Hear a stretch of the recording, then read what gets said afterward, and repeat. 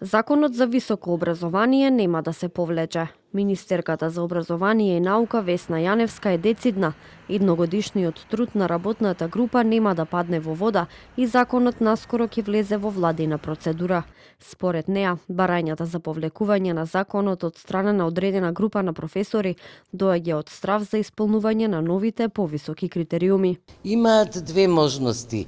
Како научници, како академски граѓани, како крајно високо ниво на свесност, луѓе кои имаат одговорност да создаваат стручен кадар, но и одговорен граѓанин, значи првата можност им е сериозно да се фатат за работа, втората можност е да останат во истото звање подолго време, па потоа кога ќе бидат спремни да одат во следното звање. Од тука ништо не губат, туку со одредено темпо, побрзо или побавно да стигнат до целта. Јаневска објасни дека многу од забелешките за законот за кои работната група сметала дека се конструктивни, биле прифатени, додека пак за дел од забелешките во однос на отчетноста на универзитетите кон државата или ингеренциите на Националниот совет биле прогласени за неоправдани. Законот за високо образование го подели мислењето на јавноста.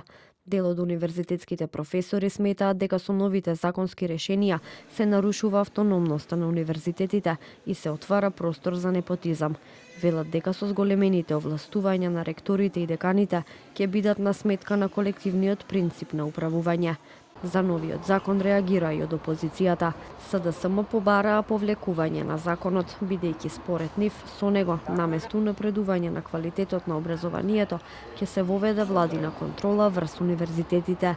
Левица пак велат дека со предложените законски измени за зголемување на критериумите за избор во наставно-научни титули, универзитетски професори ќе може да станат само децата на богатите, бидејќи според нив објавувањето на трудови во списанија со импакт фактор кошта илјадници евра по труд.